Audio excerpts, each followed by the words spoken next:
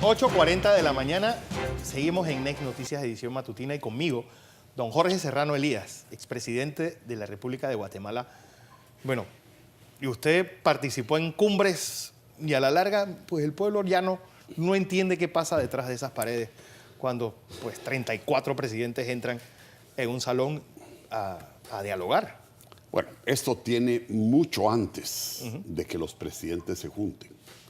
Es decir, siempre hay grupos que preparan los documentos. Exacto. Y estos documentos son sumamente compatibilizados. A forma de que realmente cuando los presidentes llegan es a firmar. Que yo recuerde, la única vez que hubo un cambio en lo que había hecho los grupos anteriores fue en una cumbre del banano que tuvimos en Guayaquil. Que cuando yo revisé los documentos la noche antes en Quito y caminando volando hacia Guayaquil, me notificaron que habían habido algunos cambios. Entonces, al llegar yo a Guayaquil, vi cuáles eran los cambios y los documentos así ya no me gustaron. Porque era un acto en que nosotros estábamos pidiendo igualdad en los mercados europeos y los mercados europeos nos están metiendo una cuota. Entonces, cuando se pasó el documento para firmar, yo dije que Guatemala no firmaba y se armó un relajo. Entonces nos fuimos a una química, solo los presidentes, y cuando yo expuse los motivos que tenía, me recuerdo muy claro que el presidente Endara, que era presidente de aquí, dijo: yo estoy totalmente de acuerdo con Jorge y yo tampoco firmo si esas son las circunstancias. Porque lo que yo proponía era que si nosotros simplemente íbamos con una petición, eso no tenía. Que teníamos que ofrecer reciprocidades, pues. Si nos iban a poner cuotas a nosotros, que nosotros en América Latina, que éramos un grupo grande de países, en los que estaba Brasil, estaba México, estaba Colombia y todo Centroamérica, pusiéramos cuotas a algún tipo de producto, que amenazáramos con algo, pues, para que nos respetaran. Y ahí hubo un problema, se mediatizó un poco la cuestión y así se mandó. Pero como yo le decía, las cumbres son importantes, porque es un networking, es una forma en que los presidentes y los diferentes ministros y gente importante de la región se conozcan, se entiendan, identifiquen sus diferencias, identifiquen sus... Por ejemplo, en su caso en particular, usted fue a la primera cumbre iberoamericana que fue en Guadalajara. Y bueno, en esa cumbre yo me estaba inaugurando. Todos, la mayor parte de presidentes que habían nacido. Exacto. Pero para mí esa cumbre, por ejemplo, fue muy importante poder plantear ciertos asuntos que Guatemala tenía, sobre todo en el caso de Belice, etcétera, que nosotros estábamos ya abiertos a resolver ese caso. Pero para mí fue particularmente importante porque, si usted se recuerda, Fidel Castro entra en Cuba y después se planea una invasión a Cuba en Valle Cochinos. Exacto. Y toda esa se entrenó en Guatemala. Se entrena en Guatemala. A partir de ese momento queda una relación áspera entre Guatemala y Cuba en reciprocidad organiza la guerrilla guatemalteca, la guerrilla más antigua de América Latina, la cual yo quería llegar a acuerdos de paz con ella. Entonces, esa cumbre me da a mí la oportunidad de poderme reunir personalmente con Fidel Castro. Y es la primera vez que un presidente guatemalteco se reúne con Fidel Castro. Y así como estamos hablando, en medio de bromas, en medio de todo, pudimos tocar esa temática. Y yo le pedí a Fidel que parara, que mis intenciones eran leales, que mi país necesitaba la paz y que yo le pedía que no interviniera más en el problema interno de Guatemala. Él me dijo que él ya no estaba interviniendo, que tenía poca comunicación con la guerrilla guatemalteca. Sin embargo, me ofreció ayudar. Y durante todo el tiempo que yo estuve ahí, Fidel fue consecuente con esa plática que nosotros tuvimos y con ese compromiso al extremo que él nos apoyó en Naciones Unidas, nosotros también. Es decir, salen cosas positivas que a veces no quedan firmadas.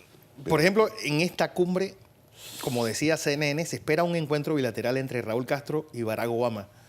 Casi, pues Raúl entrará como en esa fase de viejo brujo que, bueno, lo que dicen es que los Castro son encantadores en el teatro Bueno, hombre a hombre. Yo a Raúl no lo conocí, pero con Fidel sí me entrevisté varias veces y Fidel era un tipo, pues sumamente agradable, y cuando uno está, es un gran conversador. Y cuando uno está conversando con él, a veces a uno le parece como que se está saliendo del tema, pero él sabe perfectamente el mensaje que está cruzando.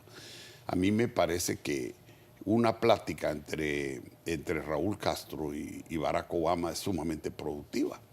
Y es productiva porque ahí ya hay pasos concretos que se han dado. Esos son de conocimiento público. Ahora, esos pasos... posiblemente han habido 100 mensajes entre ellos, ¿verdad? Exacto. De eso no me cabe la menor duda. Y este será un momento en que ellos podrán conocer que son de carne y hueso y en donde podrá haber un acercamiento, porque nada sustituye El trato personal. El trato personal, absolutamente. Viene esta resolución de Panamá. 19 expresidentes firman pidiendo democracia para Venezuela. ¿Usted es uno de los firmantes? No. Pero ¿usted cree que esta resolución sirva? Expresidentes son los Expresidentes de diferentes países. No, yo no. ¿Esta resolución servirá? Es decir, ¿se encontrará una solución política a la crisis venezolana? Mire, yo siempre creo que las crisis tienen que ser resueltas fundamentalmente por los países, por los pueblos. En el caso venezolano, yo he mantenido una pequeña duda ahí, ¿verdad? Yo siento que en el país, en Venezuela, hay mucha gente que sí quiere un cambio y que sí quiere una apertura democrática.